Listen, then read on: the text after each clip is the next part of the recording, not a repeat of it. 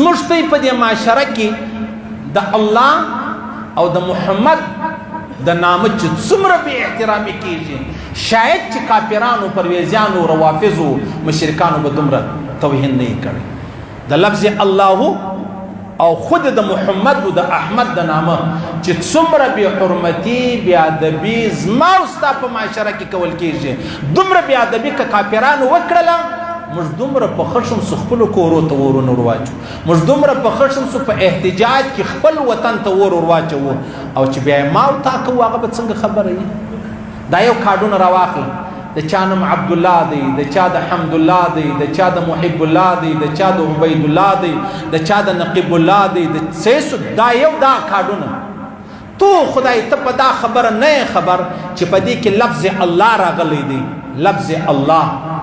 اوس دا کارډ چې تا چاته ورکوي، خلک کارډونه په جیب کې ګرځي، په نالۍ کې موږ نه دي لیدلي، د کچرو په ټپو کې موږ نه دي لیدلي، لیدلي مې دي. او نو بیا څه چم کوي؟ دا ته د چا توهین کوي؟ دا ته د چا توهین کوي؟ دا هغه سړی چې دا کم چا شاپر راواخله، د خپل دکان مطلب هغه ایډرس او پته ماته لیکلی، د دکان نه مې لیکلی، نو تو خدای دا ستا شاپران په دا مردار اوبو کې، دا د ګټر مردار اوبو کې نه دي پراته؟ ته به الله ته څه جواب ورکوې؟ ته به محمد رسول الله ته څه جواب ورکوې؟ ته به داود علیه السلام ته څه جواب ورکوې؟ ته به هارون علیه السلام ته څه جواب ورکوې؟ ته به موسی علیه السلام ته څه جواب ورکوې؟ ته به عیسی علیه السلام ته څه جواب ورکوې؟ ورسې وګرځې په دا نیالیانو کې. څونه درنه خبره ده. ورسه دا پوسټران چې چا جوړ کړي دي، په هغه کې د علماو نمونه راواقع، دغسې نمونه ګرد د الله نمونه ډېر دي پکې. ارشه دا پوسټران چې پر دیوالو موږ ولګو، دا جایزه ده؟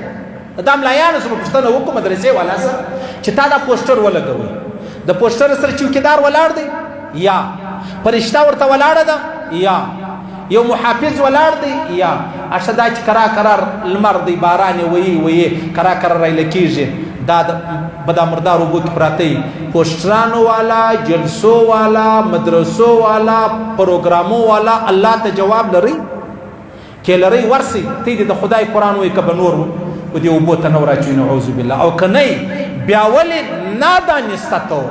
هیڅ فکر د چا نشته دې خبرې ته چې ولې زه د الله نوم چې دی هغه پر غلطو په مردارو، نعوذ بالله، په مردارو اوبو کې زه غورځوم. که ته وایې نو زه خو پابنده نه یم، دا خو ما ودې ته کارډ ورکړي باید چې دی حفاظت وکړي. ارشه تا چې پر دیواله ولګوي د هغه حفاظت څوک وکړي؟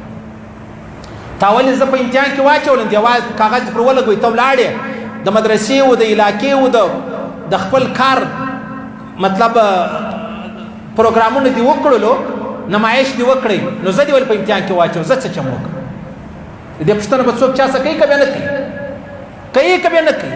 دا ولې پر دغه دیوالو چې دا دونه غټ نمونه دغه خطونه متونه لیکلي دي، دا د الله او د رسول نمونه. اشګر سره درته وایم، تو خدای چې د کم چا د بابا نوم په مردار اوبو کې پروت دی، تو خدای جن تیرېږي؟ والله که جن تیر سي، که څه هم کافر وي، چې ستا نوم په دا مردار اوبو کې پروت دی، تو خدای جن تیرېږي؟ والله که تیر سي. نو د محمد نوم پروت دی، د احمد نوم پروت دی، د الله نوم پروت دی، بیا ته څه چم کوې؟ ته څه چم کوې؟ تا ته ایمان در بچاویږي؟ ایمان الله رب العزت وما او تا ته عاریتن را کړی دی. عاریتن دا معنا لسو ورځو، شلو ورځو، کال، 2، 5، بیا به بل ورځ الله ایمان را څخه ورکړي. طبراني حدیث نقل کړی. پیغمبر علیه الصلاۃ والسلام فرمایي، د حضرت علی کرم الله وجهه روایت وایي چې کله پر یو کاغذ باندې د الله نوم لیکلی و، اسماء الهی د الله چې هر نوم ولو، خالق د الله نوم دی، رازق د الله نوم دی، رزاق د الله نوم دی، قدوس د الله نوم دی. پر علیه الصلاۃ والسلام فرمایي پر یو کاغذ باندې د الله نوم لیکلی و، عبد الله راواخل، عبید الله راواخل، نقیب الله راواخل، محب الله، هر شی چې دی دا کاغذ یا دا شاپر یا دا پیپر یا هر شی چې دی دا په لاره کې پروت، مردار اوبه خو لا لیرې خبره ده چې پروتو. د الله رسول فرمایي الله پرشتي راواستي، دا د الله چې کوم نوم دی دا په خپل لپیټ کې واخلي. کنز العمال والا وایي 80,000 پرشتي الله راواستي، هغه دا د الله نوم په خپل لپیټ کې واخلي، په خپل غوځي کې واخلي، په خپل غیږ کې واخلي، باندې راوګرځي.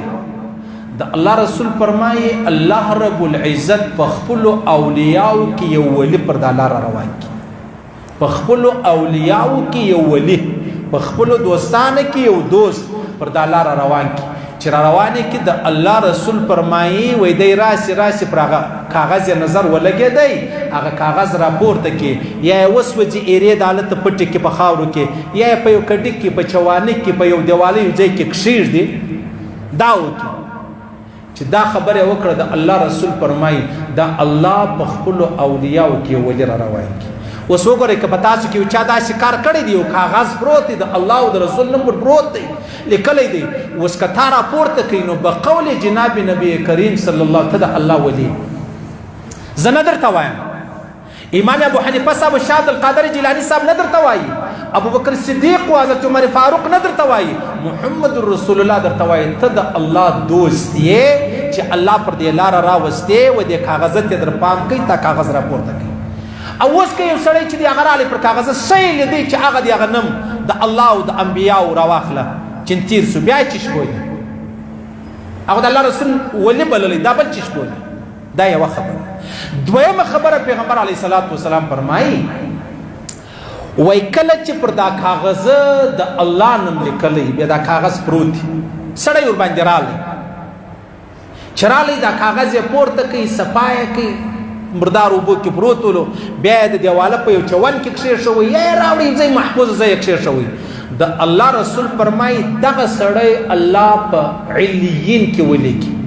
علیین هغه لوړې درجې د جنتو د ایمان او د اسلام او د مسلمانانو راواخلي.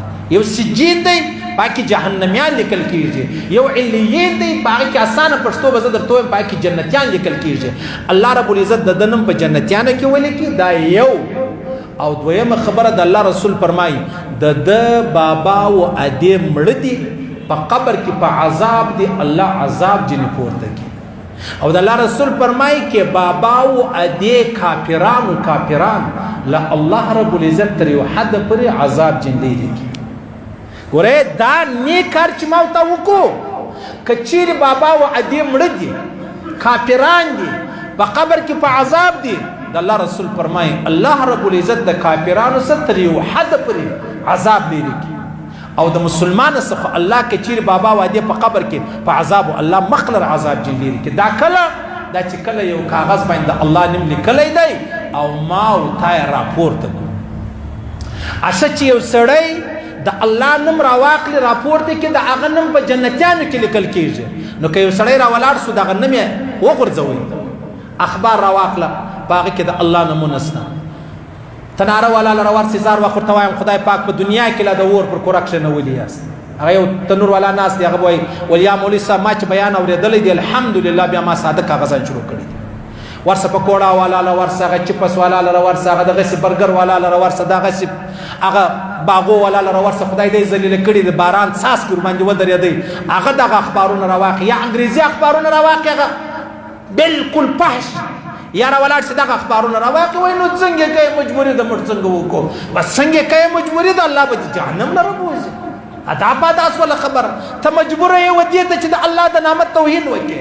الله فرمایي چې چا زما د نامه ومن يعظم شعائر الله فانها من تقوى القلوب چا چې د الله د دین د اسلام د شعائر خیال وساتي الله فرمایي دا تقوا ده. اصل تقوا چې د هغه دغه د ستا د زړه دا څه حال دی عزیزانو. ولا که تبلیغي خلاصي ولا که مولوي صاحب خلاصي ولا که حاجي صاحب خلاصي دا نور ګسره نه در یادوم. بس په آینده کې زما خبره دې واورېده مخکې نه خبره اوس خبر چې خبر سولې نو ونیسه خیال ساته ورسه پر خپلو کاډو پر خپلو شاپرانو پر خپلو شیان چې کوم د الله او د محمد نمون لیکلی دي د ټولو رسولانو نمون دا مه کوه ګر سره یې مه کوه. الله رب العزت چې تا ته بیا څه لږ رزق در کم کړي پروا نه لري خو په عزت کې در کم کوي په بې عزتي کې در کم کړی نه دی. دا خبره هم خلاصه سوله.